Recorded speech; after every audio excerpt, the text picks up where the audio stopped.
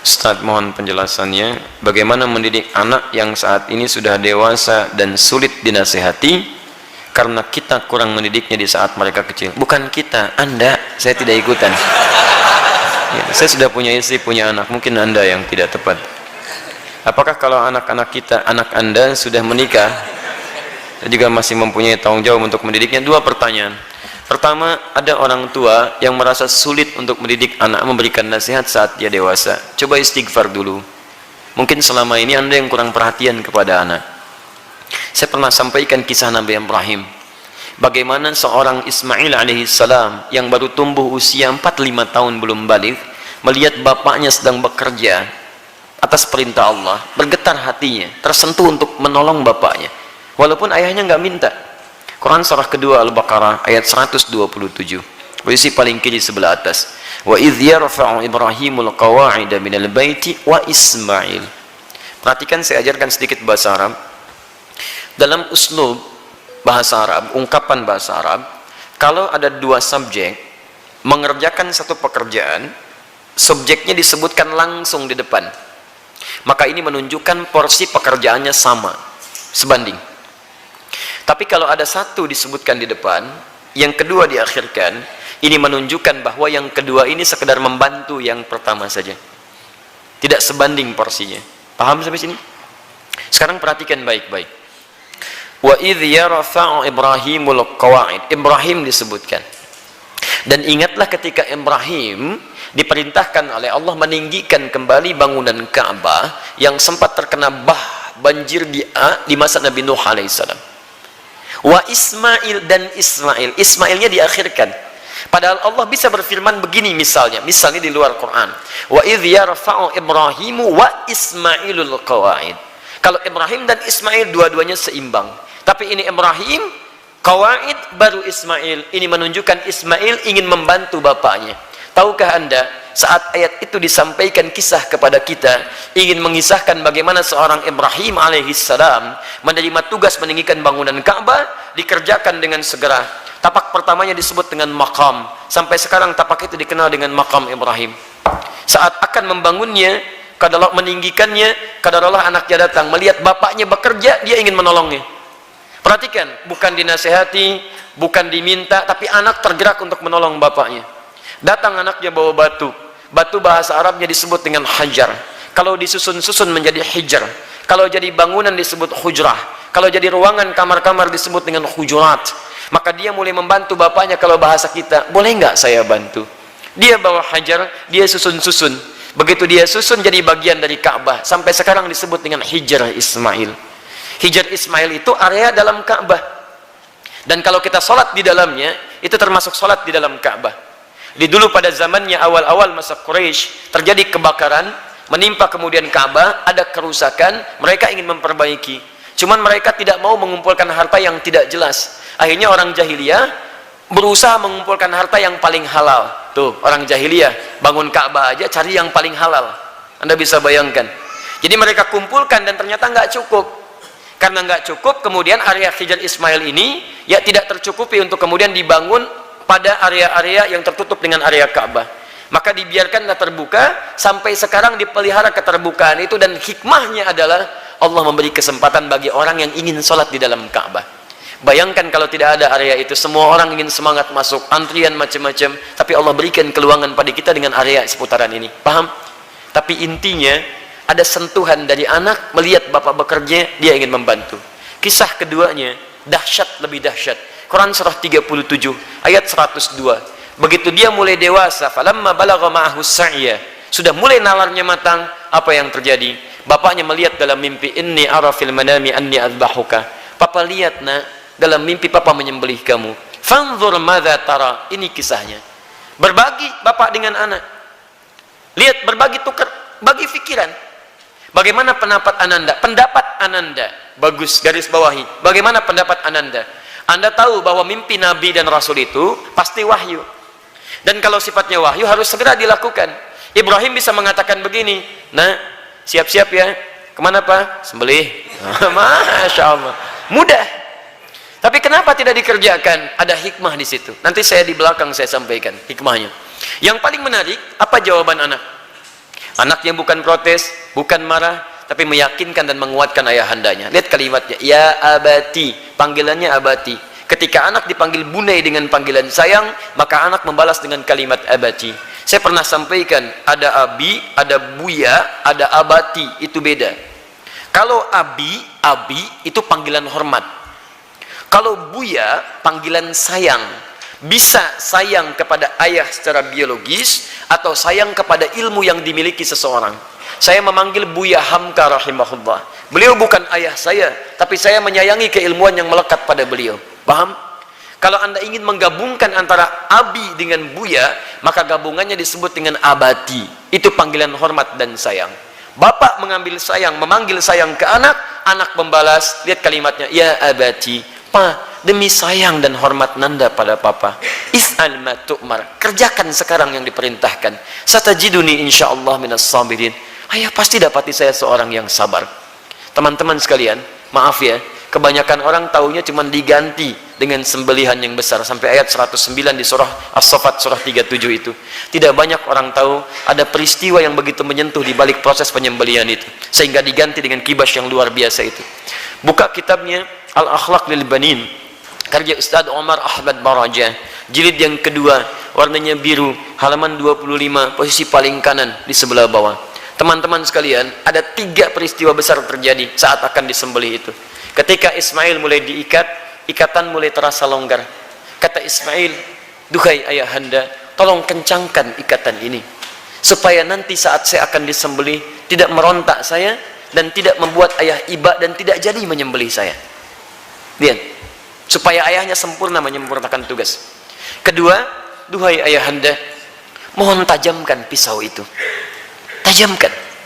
Yang dengan pisau yang tajam akan mempercepat proses penyembelihan itu dan mengurangi sakit yang saya rasakan. 2 hal ini menjadi sunnah sampai sekarang. Dengan ikatan yang baik, dengan tajamnya pisau, kurban saat ini menjadi sunnah. 2 itu dikerjakan. 3, ini yang hebat. Ternyata beliau sudah melipat pakaiannya, pakaian luarnya. Lihat beliau katakan, duhai ayahanda, mohon titip pakaian ini kepada satu-satunya ibunda yang sangat saya sayangi. Sampaikan salamku kepadanya. Ismail alaihissalam. Ketika itu dikerjakan, tiba-tiba turun kemudian wahyu, qad saddaqta ru'ya, engkau telah benarkan mimpi itu. Maka tidak ada korban pada saat itu, yang ada kurban. Korban diganti jadi korban. Korban dari kata koruba, artinya dekat, ditambah alif nun, korban yang sangat dekat kepada Allah subhanahu wa ta'ala. Mereka berdua saking dekatnya dengan Allah, mimpi saja diamalkan. Ada orang yang pengen dekat dengan Allah, di dunianya tadi perintahkan, nggak dikerjakan. Orang mimpi dikerjakan. Ini mendengar adzan dipanggil sholat, gak datang-datang. Cita-cita surga Firdaus bersama Nabi tanpa hisab. Keterlaluan itu kan. Nah teman-teman yang paling menarik, kenapa Ismail punya rasa demikian dalam pada papanya? Lihat, Nabi Ibrahim ketika kemudian Ismail dilahirkan, kemudian turun wahyu supaya dipisahkan dengan ayahandanya. Ibu, anak, ayah, pisah. Kemana? Beliau di Palestina, anak di Mekah dengan ibunya. Quran surah 14 ayat 37. Biwadin ghairi dhi zar'in 'inda baitikal muharram. Ditinggalkan di satu tempat yang tandus, tumbuhan gak ada. Lihat baik-baik ya. Saya percepat langsung. Ini Ismail dengan ibundanya, ini Ibrahim. Di balik jarak yang jauh, Nabi, Rasul punya tugas mencari nafkah, punya macam-macam, tapi beliau masih menyempatkan waktu untuk menengok perkembangan anaknya. Tengok siapa yang merawatnya, bagaimana pertumbuhannya, bagaimana asinya, bagaimana pertumbuhan kampungnya. Dari Palestina ke Mekah, itu kalau pakai bis 1 hari 2 malam. Tengok, makanya disebut Ibrahim, sang penyeberang. Makanya disebut Ibrahim, diambil dari serapan bahasa Arab Abun Rahim. Yang paling hebat, kenapa itu bisa terjadi dan bagaimana feedbacknya kepada kita semua, kita lanjutkan setelah menunaikan salat Isya berjamaah. Kita coba lanjutkan, pemirsa dimanapun Anda berada. Kesulitan nasihat yang diterima oleh anak terkadang bukan karena anak itu tidak mau mendengar nasihat orang tuanya, tapi seringkali diakibatkan karena orang tua tidak memiliki perhatian yang cukup kepada anak sebelumnya. Perhatikanlah bagaimana Nabi Ibrahim, seorang nabi, seorang rasul, seorang ayah yang dengan segala kesibukannya itu masih memberikan waktu yang luang untuk bermain, mengamati dan hadir dalam keadaan dan permainan anak-anaknya. Sehingga apa yang terjadi, walaupun tinggal beliau di Palestina, anaknya berada di Mekah, itu masih tetap bisa mengontrol, Pak. Beliau melihat bagaimana lingkungannya, perkembangannya, mainnya, tentang asiknya, tentang kisahnya, sehingga ketika orang tua hadir dalam dunia anak, anak tidak merasa kehilangan dengannya. Itu yang dimaksudkan di Quran surah ke-31 ayat 13 sampai ayat 19. Itu ada 4 pendidikan dini yang harus ditanamkan pada anak sejak awal, sehingga anak itu akan mudah nanti mendekat kepada Allah, dekat dengan orang tua, dan bergaul balik dengan lingkungannya. Ayat 13-nya pengajaran tentang tauhid, ayat 14 sampai 15 mengajarkan tentang bagaimana pendekatan anak dengan kedua orang tuanya, ayat selanjutnya mengajarkan tentang bagaimana pendidikan sholat ditanamkan sejak dini, dan yang keempat tentang akhlak supaya dia dekat dengan lingkungannya. Nah, ini kadang-kadang yang kita lupa. Mohon maaf, kita itu bukan nabi, rasul juga bukan, surganya tidak sedekat Nabi Ibrahim. Maaf, gelar kita bukan Khalilullah, bukan Abul Anbiya. Sesibuk apa sih? Kadang-kadang pekerjaan berangkat gelap, pulang gelap, anak tidak bisa terlihat dengan baik. Ini barangkali yang menyebabkan anak-anak kadang ingin mencari perhatian, bukan karena nakal, tapi mungkin karena orang tuanya tidak hadir dalam dunianya. Itu yang jadi persoalan. Saya mohon Bapak Ibu sekalian, kita sudah punya pengalaman yang sama. Ya, setiap Anda pulang ke rumah, anak kan tidak akan menyebut dengan profesi Anda. Anda jadi direktur di kantor, tapi di rumah anak Anda itu mengharapkan ayah, bukan direktur. Pernah Anda pulang disambut oleh anak, Pak Direktur, Masya Allah, hebat kalau begitu Anda. Saya selama ini pulang ke rumah, anak kami masih kecil-kecil. Sejak dia usia 3 tahun, anak yang pertama, itu menanti depan rumah. Gak pernah saya pulang sampai ke rumah dibuka, sampai hari ini dengan adiknya. Kalau menyambut kami, datang dia berdua, tidak pernah memanggil sampai hari ini, Ustadz, tidak. Ternyata mereka menunggu ayahnya gitu. Satu kejadian, karena tahu saya sering kali pulang malam, dia siangnya tidur. Banyak dia tidur, supaya tunggu malam saya datang.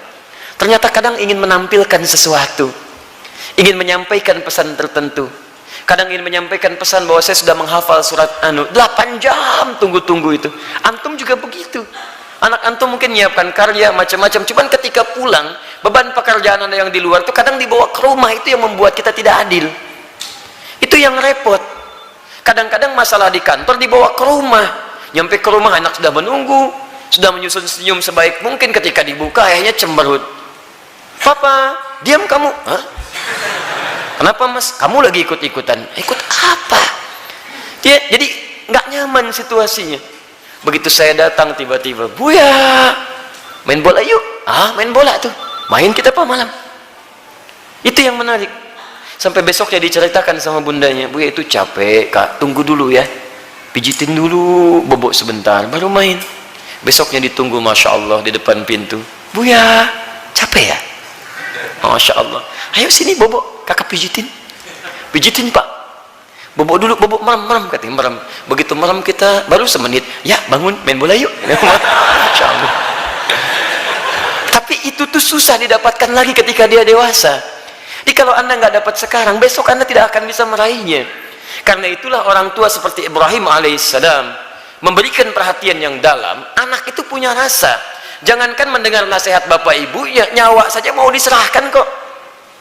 Bapak cuma mimpi melihat kamu begini, kak kerjakan sekarang pak. Coba antum tes pulang dari sini. Bapak tadi ikut kajian Quran Sunnah Solution. Wah, dapat gambaran, nyembelih kamu. Bagaimana pendapat kamu? Wah, sesat pak itu, jangan ikuti lagi. Repot gitu kan. Jadi yang pertama itu demikian. Pertama kita koreksi dulu. Yang kedua kita mendekat kepada Allah, berdoa, ya Allah, tidak engkau titipkan anak itu kepada ibunda yang lain kecuali pada hamba, ya Allah. Berikan kekuatan. Hamba yakin engkau tidak pernah memberikan ujian kecuali pada yang sanggup menjalaninya. Sentuh hatinya ya Rabb, sentuh hatinya ya Rabb. Ingat ketika seseorang telah menikah pun kewajiban untuk memberikan nafkah berhenti memang. Tapi mohon maaf, perhatian itu kan tidak terputus. Anda masih berhak memperhatikan, memberikan arahan dan sebagainya. Karena itu, jangan putus dalam memberikan nasihat, sampaikan dengan cara yang terbaik. Kalau tidak pakai bahasa akal, gunakan bahasa hati. Setidaknya jadikan dia teman dalam kehidupan. Insya Allah dengan kalimat yang menyentuh, lama-lama dia akan tersadar. Jadi buka dengan doa. Setelah itu ajak untuk berbicara dengan bahasa hati. Nah, mama bersyukur kamu sekarang sudah tumbuh dewasa, cukup pintar, teman kamu banyak. Dulu saat kamu dikandung, masuklah ke situ. Besar harapan mama terhadap kamu. Tiap malam mama bermohon kepada Allah mengalirkan air mata supaya kita itu bisa sama-sama